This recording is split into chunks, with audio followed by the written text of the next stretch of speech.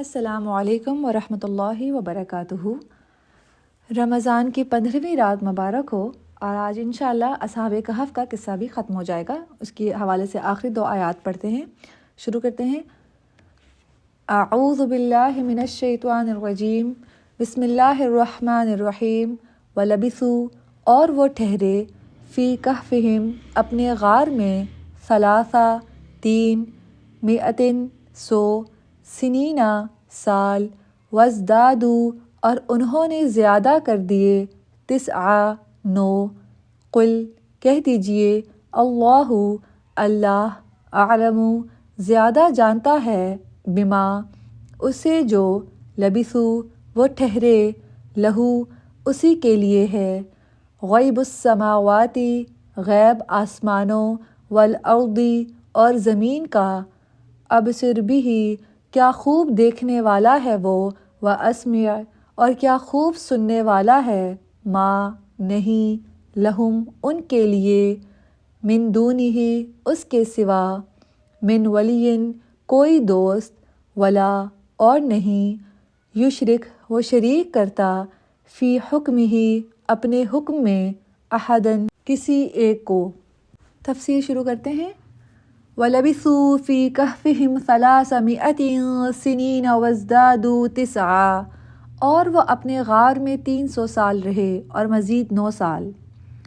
اللہ تعالیٰ نے اپنے رسول اللہ صلی اللہ علیہ وآلہ وسلم کو یہ خبر بتائی کہ جب اس نے اصحاب کہف پر نیند طاری کی تو اس وقت سے لے کر انہیں بیدار کرنے اور اس زمانے کے لوگوں کو ان سے مطلع کرنے کی مدت قمری حساب سے 309 سال اور شمسی حساب سے پورے 300 سال ہے، کیونکہ 100 قمری و شمسی سالوں میں 3 سال کا فرق پڑ جاتا ہے، اس لیے 300 کا عدد ذکر کرنے کے بعد فرمایا، وَازْدَادُوا 9، اور 9 اوپر۔ قُلِ اللَّهُ أَعْلَمُ بِمَا لَبِثُوا، کہہ دیں کہ جتنا وہ رہے اسے اللہ ہی جانتا ہے، یعنی جب آپ سے ان کی مدت کے بارے میں پوچھا جائے اور آپ کو اس کے بارے میں اللہ تعالیٰ کی طرف سے علم نہ ہو تو اس سلسلے میں اپنی طرف سے کچھ نہ کہیے، بلکہ کہیے، قُلِ اللَّهُ أَعْلَمُ بِمَا لَبِثُوا لَهُ غَيْبُ السَّمَاوَاتِ وَالْأَرْضِ، کہہ دیجئے کہ اللہ ہی خوب جانتا ہے جتنا وہ رہے، اور اسی کو آسمانوں اور زمین کے غیب کا علم ہے، یعنی اسے صرف اللہ ہی جانتا ہے، اور مخلوق میں سے وہ جانتا ہے جسے اللہ تعالیٰ نے اسے مطلع فرما دیا ہو۔ امام مجاہد اور سلف و خلف میں سے بہت سے ائمہ تفسیر کا بھی یہی قول ہے۔ اور قتادہ ارشاد باری تعالیٰ، وَلَبِثُوا فِي كَهْفِهِمْ 300 سِنِينَ، اور اصحاب کہف اپنے غار میں 300 سال رہے کے بارے میں فرماتے ہیں کہ یہ اہل کتاب کا قول ہے، لیکن اللہ تعالیٰ نے اس کی تردید کرتے ہوئے فرمایا، قُلِ اللَّهُ أَعْلَمُ بِمَا لَبِثُوا، کہہ دیجئے جتنا وہ رہے اسے اللہ ہی جانتا ہے۔ عبداللہ کی قرات میں اس طرح ہے، وَقَالُوا وَلَبِثُوا، یعنی لوگوں نے یہ کہا ہے کہ وہ اپنے غار میں 300 سال رہے۔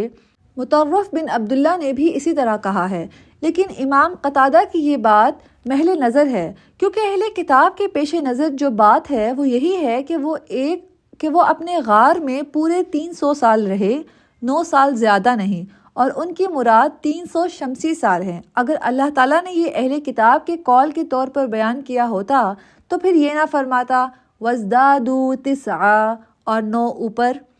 آیت کریمہ سے بظاہر یہی معلوم ہوتا ہے کہ اللہ تعالیٰ نے خبر دی ہے کہ بلکہ اہل کتاب کا قول بیان نہیں فرمایا۔ امام ابن جریر رحمۃ اللہ نے بھی اسی بات کو اختیار کیا ہے، واللہ عالم۔ تو یعنی ان کے کہنے کا ابن کثیر یہ کہہ رہے ہیں کہ اللہ تعالیٰ نے یہاں یہی بیان فرمایا ہے کہ وہ 309 سال تک وہاں رہے۔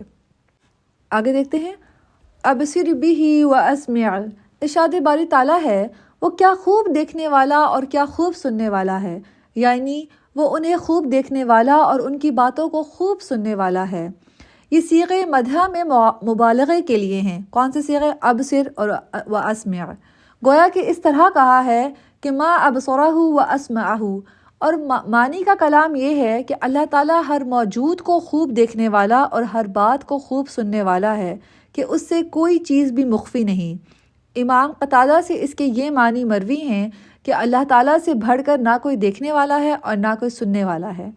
آگے اللہ تعالیٰ فرماتے ہیں اس کے سوا ان کا کوئی کارساز نہیں اور نہ وہ اپنے حکم میں کسی کو شریک کرتا ہے، یعنی اللہ تعالیٰ ہی نے ساری مخلوق کو پیدا فرمایا اور ساری کائنات میں اسی کا امر کار فرما ہے، اس کے حکم کو کوئی ٹال نہیں سکتا، اس کا کوئی وزیر نہیں، کوئی نصیر نہیں، کوئی شریک نہیں، کوئی مشیر نہیں، اس کی ذات گرامی ان سب باتوں سے پاک ہے۔ آیت نمبر 26 پہ اصحاب کہف کا جو قصہ ہے وہ ختم ہوتا ہے، اور یہاں پہ غور کریں کہ اصحاب کہف کا قصہ کس بات پہ آ کے ختم ہوتا ہے کہ سارا علم اللہ کے پاس ہے، اللہ سب سے زیادہ دیکھنے والا اور سب سے زیادہ سننے والا ہے، وہ ہماری چھپی سے چھپی بات سے بھی واقف ہے اور ہماری ظاہر سے بھی ظاہر بات سے بھی واقف ہے، اور اللہ کے سوا کوئی کارساز نہیں ہے، کوئی اگر مددگار ہے تو وہ صرف اللہ ہے، جتنی بھی مشکل ہو، جیسا بھی وقت ہو، صرف اللہ کو پکاریں، صرف اسی سے مدد مانگیں۔ تو یہاں اصحاب کہف کا قصہ ختم ہوتا ہے۔ اس سے کچھ پوائنٹس ہیں سیکھنے والے، 2-3 پوائنٹس ہیں، اگر آپ لوگ لکھنا چاہیں تو اپنے پاس لکھ سکتے ہیں۔